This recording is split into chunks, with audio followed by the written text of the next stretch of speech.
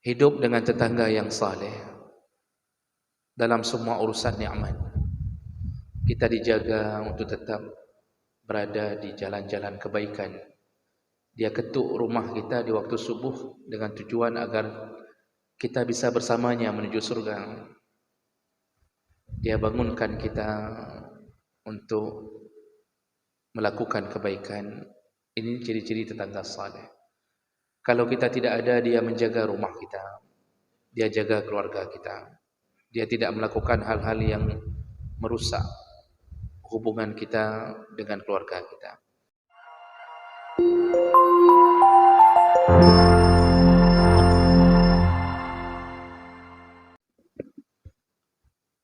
Alhamdulillahirabbil alamin. Wa bi ni'matihi tatimmus shalihat.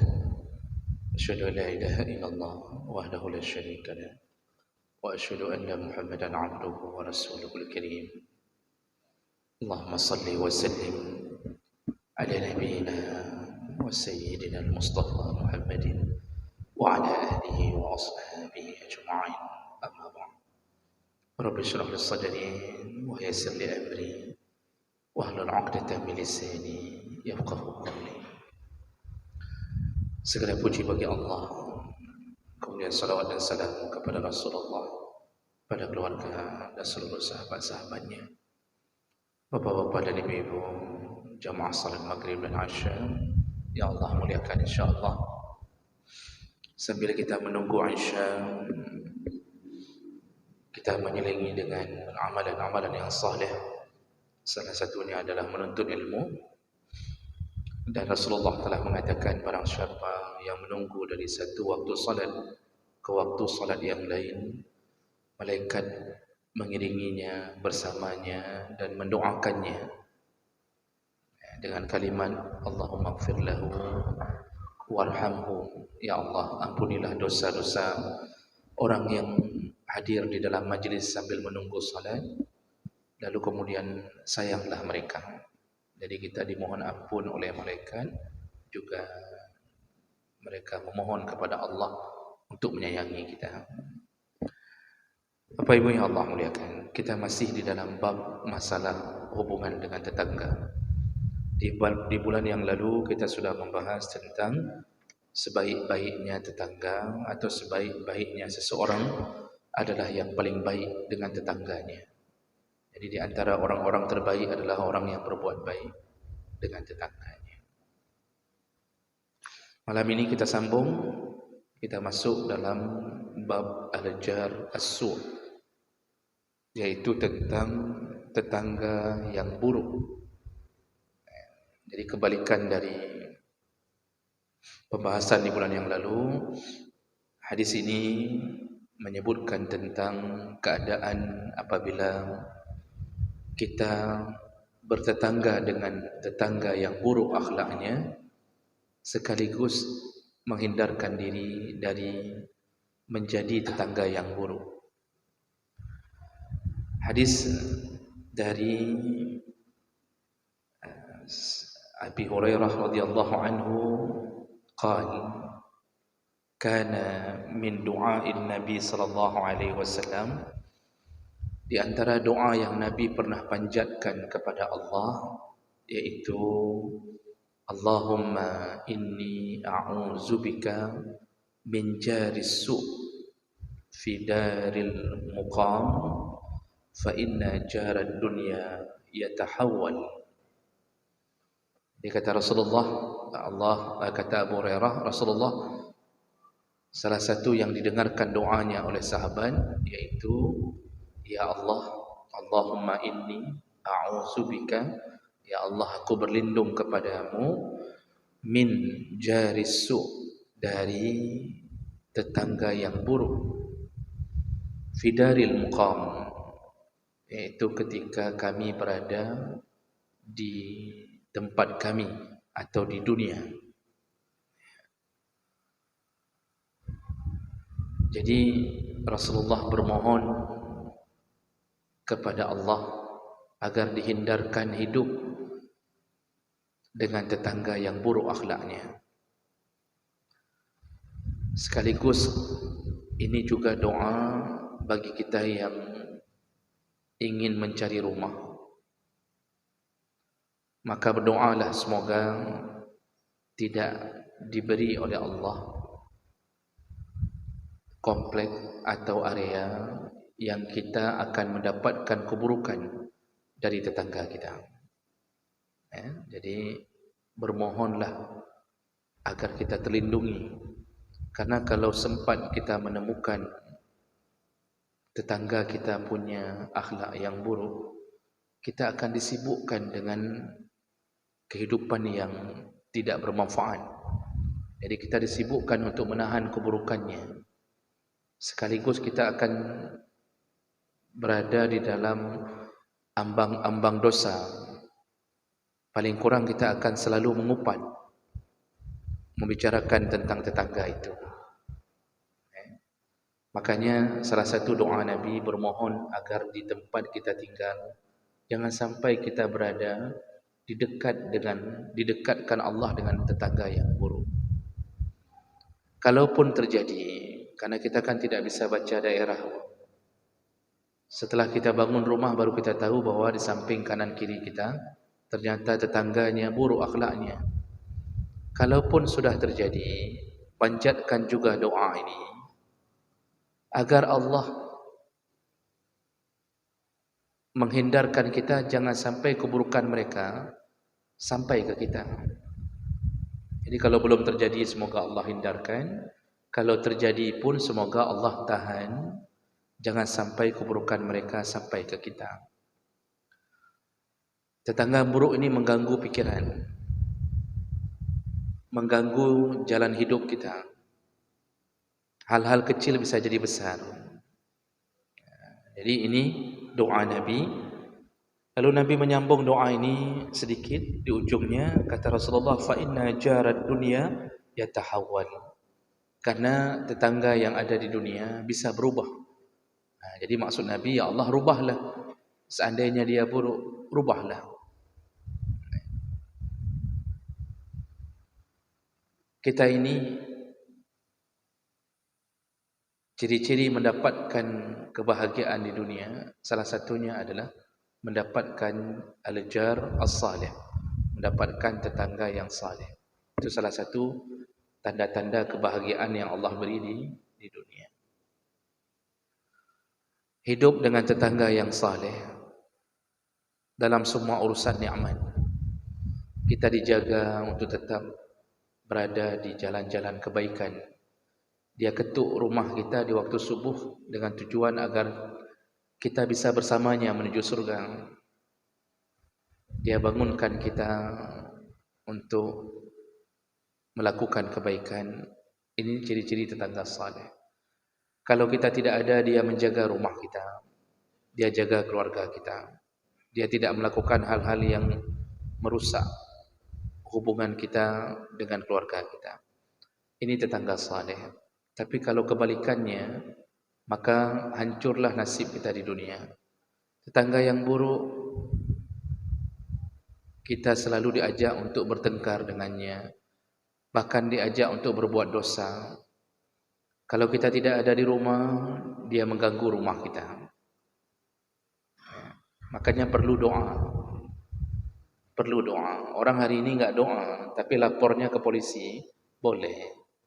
Lapor ke polisi boleh, tetapi tidak ada jaminan perlakuan tetangga itu berhenti. Tapi kalau lapor ke Allah, kalau Allah hentikan pasti berhenti. Sebaik-baiknya yang menerima aduan kita adalah Allah. Dan sebaik-baiknya keputusan adalah keputusan Allah. Ini perlu dibiasakan. Asal ada masalah apa-apa, lapornya ke Allah. Sampai punya tetangga yang buruk pun laporlah ke Allah. Banyak yang hari ini curhat, saya punya tetangga begini-begini. Pernah ada yang curhat kepada kami, Pak. Dia punya tetangga pelihara ayam. Banyak dia pelihara di belakang rumah. Dan tanahnya berbatasan dengan yang curhat ini. Dan dia tidak jaga kandang-kandang ayamnya, dia tidak jaga. Jadi bau bau kandang ayam sampai menusuk ke dalam dapur rumah tetangganya. Jadi tetangganya sudah tidak tahan lalu curhat, ingin bertanya bagaimana yang harus dia lakukan. Ya, saya bilang ya seharusnya dikonfirmasi dulu, ditanya dulu ke tetangga itu, diperbaiki dulu dengan lisan kita. Kata dia sudah Ustaz, sudah. Tapi dia mengatakan apa urusanmu? Lalu kemudian kita katakan kalau begitu buatlah pembatas antara rumah kita dengannya. Artinya di belakang itu pasang seng atau bangunlah tembok kalau sudah tidak mungkin untuk diperbaiki dengan cara lisan. Akhirnya dipasang seng yang tinggi untuk menahan bau dari peliharaan tersebut. Seandainya tidak bisa juga, berdoalah.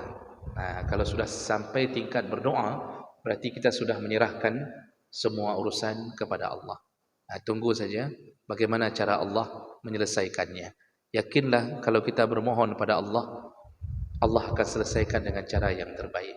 Yakinlah itu. Bisa jadi ayam tetangganya mati satu-satu. Bisa jadi kandangnya diserang oleh serigala. Kitalah serigalanya di malam hari, bisa jadi kan. Jadi macam-macam lah bisa terjadi. Atau tetangga itu tiba-tiba pindah, longsor tanah yang samping saja, tanah kita enggak longsor, tanah dia saja yang longsor. Atau bisa jadi macam-macam. Bisa jadi ayamnya kena COVID, lalu tetangga kita pun kena COVID, pindah pulang ke kampung halamannya. Tunggu cara Allah kalau sudah mengadu kepada Allah. Orang hari ini tidak yakin dengan kekuatan Allah. Dia percaya Allah itu ada dan berkuasa, tapi ketika dia punya urusan enggak ngelapor, itu membuktikan bahwa dia lupa siapa Allah yang bisa membereskan keadaannya. Nah, ini hadis pertama menyatakan tentang kalau bertemu atau berhadapan dengan tetangga yang buruk, angkatlah tangan, mohonlah kepada Allah, berlindung dari tetangga yang buruk akhlaknya. Dan sebaik-baiknya apa? Berdoa itu setelah salat dan di malam hari. Kalau sudah selesai tahajud, mintalah doa semoga Allah menyelesaikan urusan. Kemudian hadis berikutnya dari Abi Musa Al-Asy'ari qala Rasulullah sallallahu alaihi wasallam la taqumu as-sa'ah, kata Rasulullah tidak akan terjadi kiamat, tidak akan terjadi kiamat hatta yaqtular rajul jarahu wa akhahu wa abahu. Kiamat itu tidak akan terjadi kecuali muncul tanda-tanda. Di antara tanda-tandanya adalah seseorang akan membunuh tetangganya atau saudaranya sendiri atau ayahnya. Ini tanda-tanda kiamat. Jadi kalau Rasulullah membicarakan tentang tanda-tanda kiamat, maka tanda itu menjadi salah satu mukjizat bagi Nabi. Berarti salah satu bukti kebenaran Nabi adalah apa yang Nabi sebutkan 1400 tahun yang lalu itu semua terbukti. Itu berarti mukjizat Nabi, dan hari ini satu-satu terbukti. Salah satu tanda akan segera beralihnya dunia menjadi alam akhirat, yaitu terjadinya pembunuhan. Ada orang yang bertanya, dari dulu kan memang sudah biasa bunuh-membunuh. Dari semenjak zaman Nabi Adam sudah ada Qabil membunuh Habil. Kemudian dilanjutkan pembunuhan di antara umat-umat terdahulu. Bahkan raja-raja yang zalim membunuh rakyatnya. Dari dulu cerita itu sudah ada. Dalam Al-Quran ada cerita Ashabul Ukhdud. Dalam surat Al-Buruj. Itu kan pembunuhan massal ketika rakyat tidak mau mengakui raja sebagai Tuhan. Raja mengumpulkan rakyat di tepi parit, lalu dihidupkan api di dalam parit tersebut dengan kayu bakar yang luar biasa besarnya. Lalu disitulah ditantang oleh pasukan-pasukan kerajaan, kalau engkau tidak mengakui raja sebagai Tuhan, maka engkau dicampakkan ke dalam parit ini, artinya dibakar. Orang-orang yang mempertahankan imannya, akhirnya mereka memilih untuk dibakar di dalam parit daripada harus mengakui raja sebagai Tuhan. Itu massal, pembunuhannya massal. Nanti kelompok ini dalam tafsir sebutkan akan menjadi cikal bakal orang yang akan tinggal di Yaman, yang menjadi menjadi bibit-bibit generasi yang hidup bersama Raja Abraha yang kemudian menghancurkan Ka'bah. Itu dari kisah Ashabul Ukhdud. Jadi sudah ada. Firaun dari dulu apa kurangnya? Itu kalau bapak ke Mesir, ke Giza, itu ada beberapa piramid besar. Itu di beberapa ratus meter dari Giza itu ada kuburan massal yang tidak diekspos. Itu kuburan massal itu kuburan Bani Israel yang dibunuh oleh Firaun dan pasukannya, yang disuruh kerja paksa.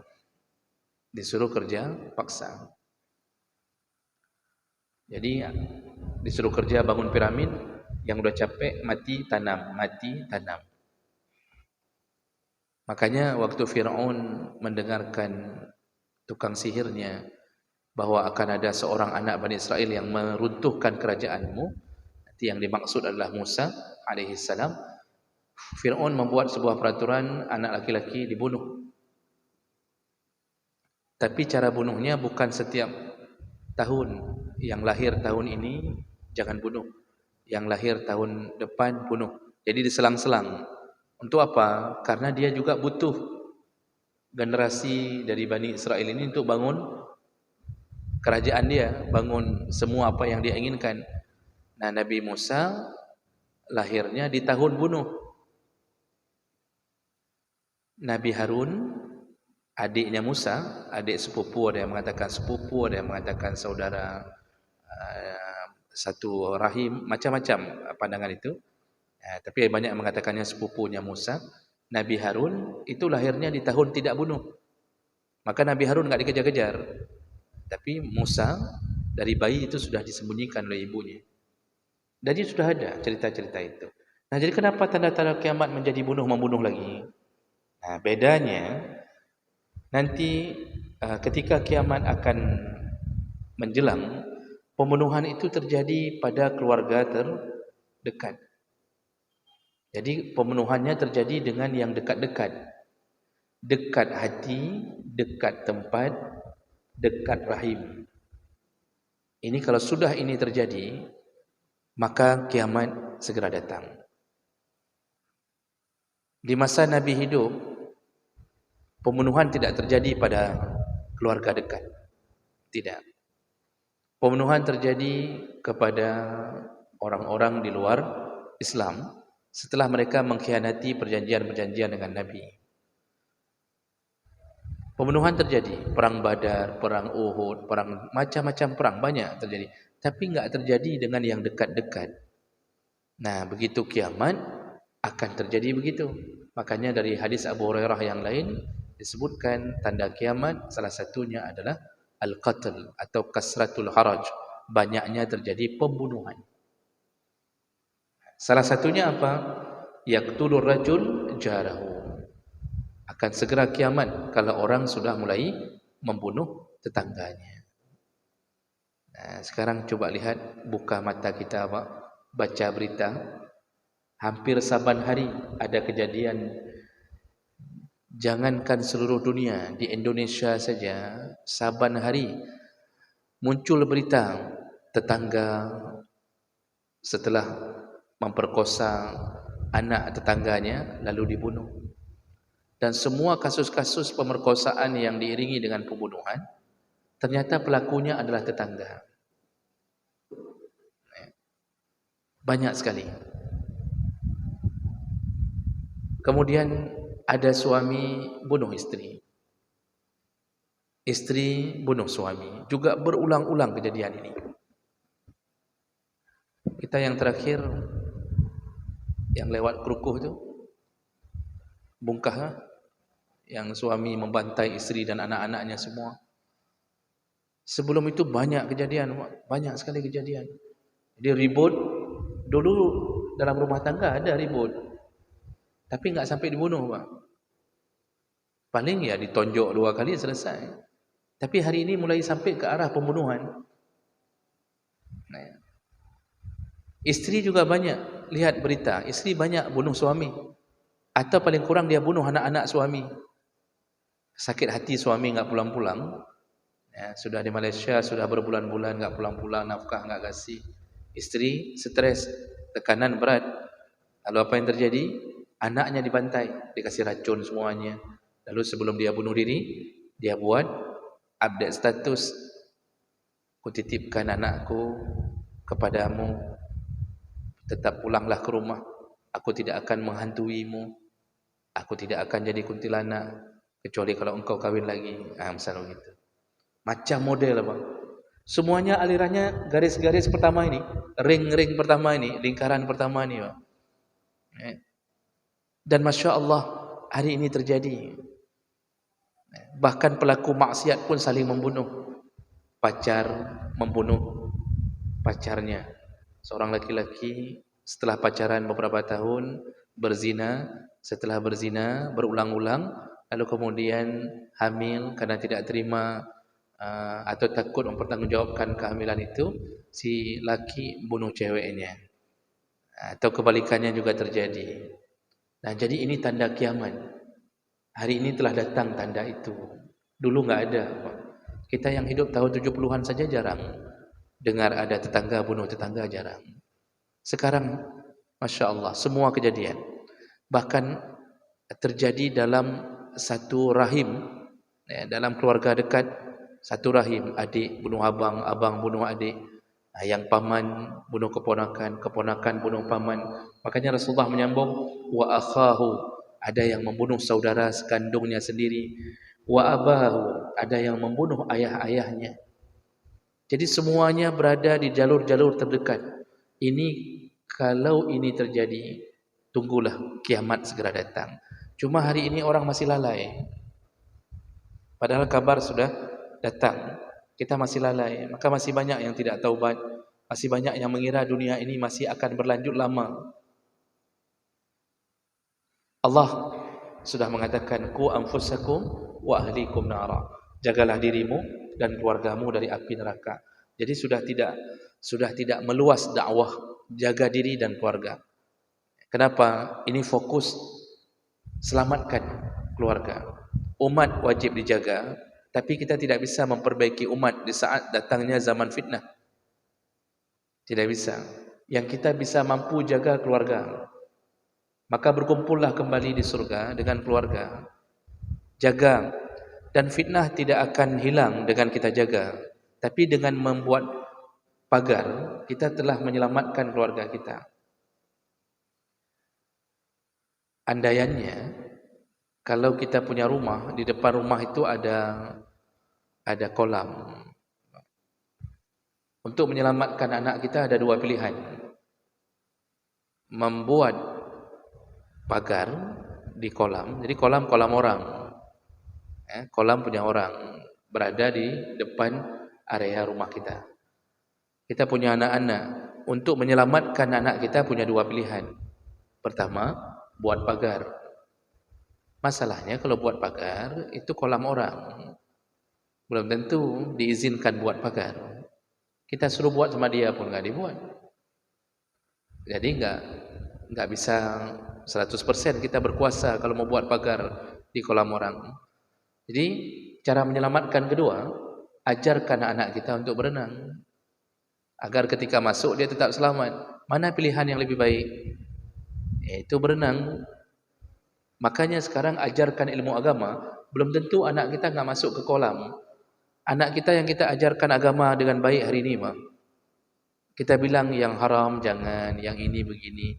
Nak, kuasailah Al-Quran, jagalah agama. Ini kita beri bekal terus dari sekarang. tauhid kita tanamkan dengan baik, siapa Allah, siapa Tuhan kita, belum tentu dia enggak masuk ke kolam tadi. Dia akan masuk, Pak. Ni anak kita hari ini umur 2 tahun, 3 tahun. Bisa jadi besar dia 25 tahun yang akan datang atau 40 tahun yang akan datang, itu bisa jadi masa turunnya Dajjal dan Ya'juj Ma'juj. Di saat itu, kalau kita tidak memberi bekal, maka terjadilah yang tidak kita inginkan. Makanya Rasulullah mengatakan kalau sudah datang zaman fitnah itu menyambar-nyambar, kata Rasulullah. Ya, dia menyambar-nyambar, kuat sekali sambarannya. Orang bisa kafir malam mukmin, pagi kafir. Pagi mukmin, malam kafir, kata Rasulullah. Jadi bagaimana cara melindungi diri? Gigitlah sunnah dengan gerahammu, kata Rasulullah. Gigitlah sunnah, maksudnya sunnahku, gigit dengan gerahammu. Maksud Nabi adalah kuatkan agama. Kalau disuruh gigit, berarti ada yang narik.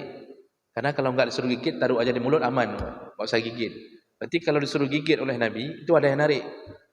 Makanya kita ini hari ini berjuang, Pak, di tengah zaman fitnah.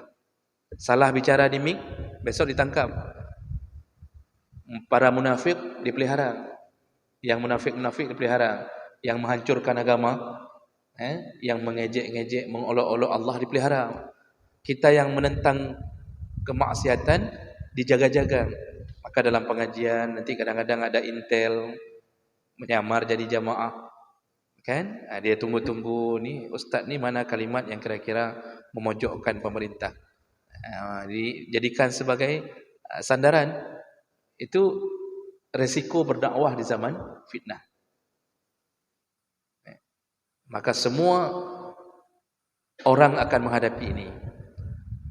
Dan kita semakin dekat dengan waktu peralihan ke akhirat, semakin dekat. Dan sudah kita lihat di depan mata apa yang akan terjadi di kita. Semakin dekat dengan waktunya, semakin banyak yang terjadi dari tanda-tanda yang digambarkan oleh Nabi sallallahu alaihi wasallam. Baik, yang terakhir untuk malam ini tidak lama. Jadi ada satu kisah yang dikabarkan di masa Nabi sallallahu alaihi wasallam tentang keburukan tetangga. Ini hadis dari Abi Hurairah juga. Jadi semua hadis-hadis ini dari Bukhari. Karena kitab yang kita pakai kitab Adabul Mufrad memang punya Imam Al-Bukhari. Walaupun ada syarah yang menyebutkan nanti ada beberapa yang dhaif, namun kedhaifannya tidaklah sampai membatalkan isinya. Jadi dari Abi Hurairah radhiyallahu anhu qala rajulun, ada seorang laki-laki menemui Rasulullah, lalu dia berkata, "Ya Rasulullah, inna li jaran yu'zini." Ya Rasulullah, aku punya tetangga yang selalu menyakitiku ya Rasulullah. Faqal, Rasulullah begitu dengarkan laporan ini, dia berkata, "Intaliq fa akhrij mata'aka ila at-tariq." Baik, kata Rasulullah, sekarang kamu pulang, keluarkan semua barang-barang rumahmu keluar rumah. Semua perabotan keluarkan keluar rumah. Taruh di teras, taruh di jalan, kata Nabi. Tujuan Nabi baru diketahui nanti. Fantalaqa, lalu laki-laki itu pulang. Fa akhraja mata'ahu, lalu dia keluarkan semua perabotan rumahnya keluar, periuk, kasur, dia keluarkan keluar rumah ke jalan, mengikuti saran Nabi sallallahu alaihi wasallam. Fajtama'an nas alaih, begitu dia keluarkan, orang-orang sudah mulai berkumpul di rumahnya. Tentu mereka bertanya, faqalu ma sya'nuka, ada apa ini? Kenapa engkau keluarkan semua barang-barangmu dari rumah? Jadi semua orang kampung sudah mulai datang bertanya-tanya, ini kok begini? Kok kasur dari luar? Kok begini? Macam-macam pertanyaannya. Qala, lalu dia menjelaskan, li jarun yu'zini, aku punya tetangga yang selalu menyakitiku. Fazakartu lin Nabi, lalu aku melaporkan tetangga ini kepada Nabi sallallahu alaihi wasallam. Faqala, lalu Rasulullah menasihatiku dengan mengatakan, intalik, sekarang baliklah, lalu keluarkan semua barang-barangmu ke jalan, fit tariq, keluarkan barang-barang rumahmu ke jalan. Faja'alu, lalu setelah mereka mendengarkan itu, tetangga-tetangga yang kumpul itu mengatakan, Yaqulun Allahumma al'anhu, ya Allah laknatlah tetanggamu. Maksudnya ya Allah laknatlah tetangga yang menyakitimu. Allahumma akhzihi, ya Allah hancurkanlah hidupnya. Maksudnya rugikanlah dia di dunia. Jadi berbagai macam laknat muncul dari orang-orang kampung setelah melihat nasib orang ini. Ternyata tujuan Nabi disuruh keluarkan barang agar semua yang lain tahu bahawa tetangga itu buruk akhlaknya, sehingga keluarlah doa dari mereka, doa-doa laknat.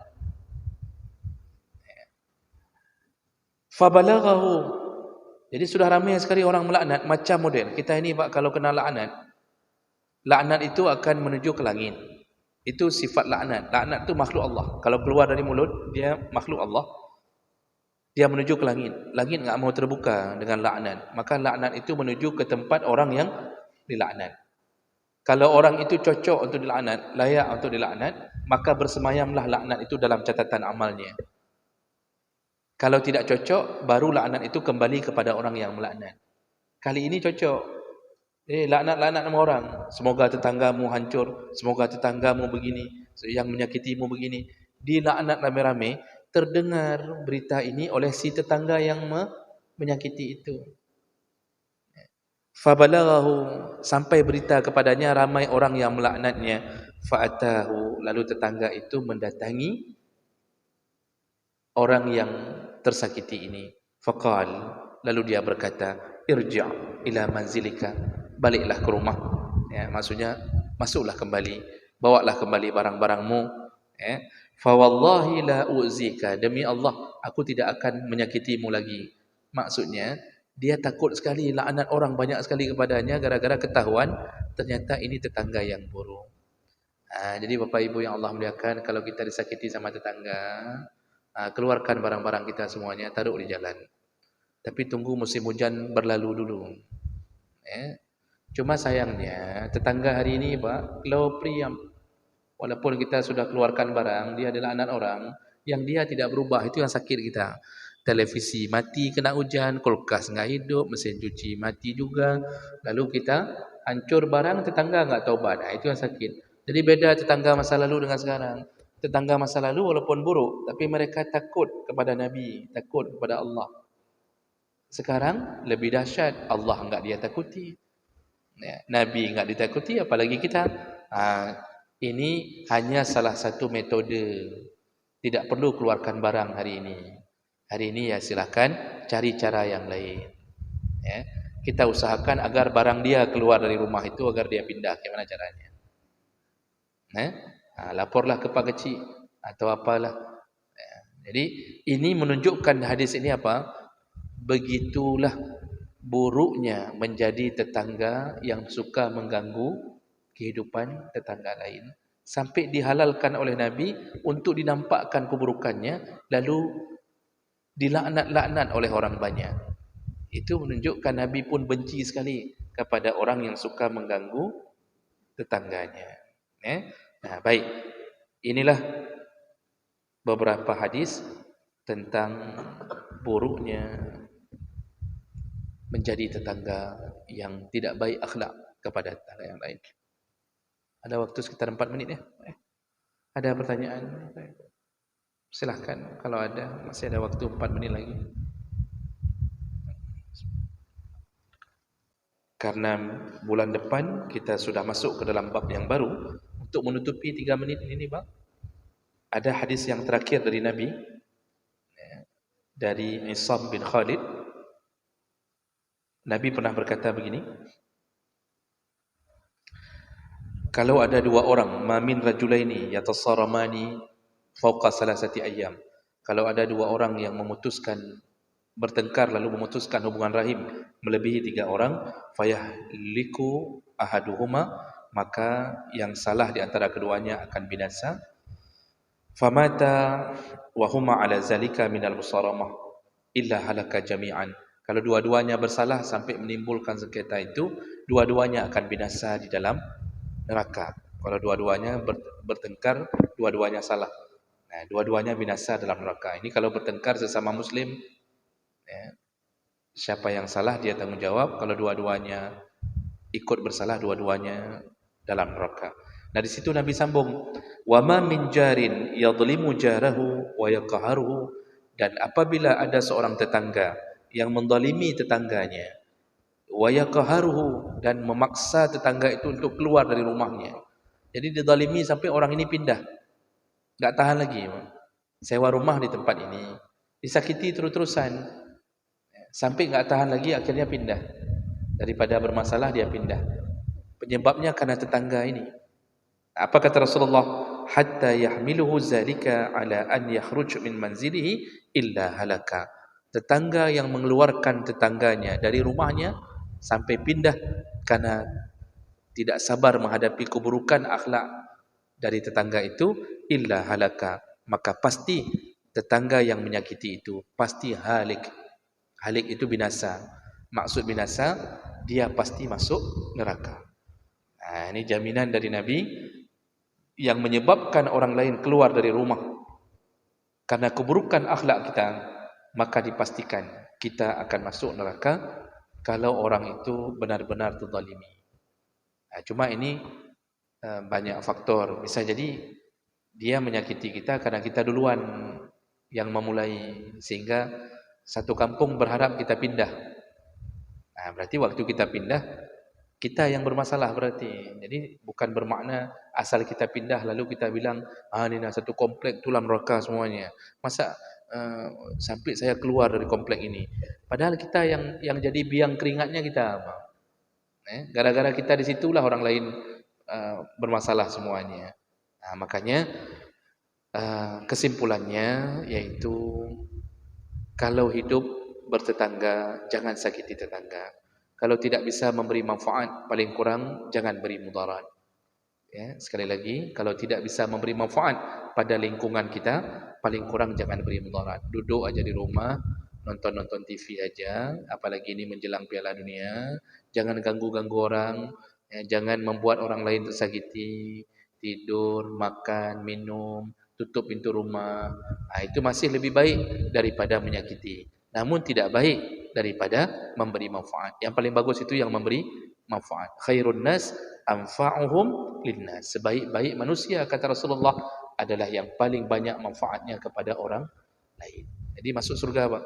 Memberi manfaat kepada orang lain, insya-Allah surga menanti kita. Baik, demikian, semoga bermanfaat dan semoga Allah kumpulkan kita kembali di dalam surganya. Amin ya rabbal alamin. Subhanakallahumma bihamdik, asyhadu an la ilaha illa anta, astaghfiruka wa atubu ilaik. Wassalamualaikum warahmatullahi wabarakatuh.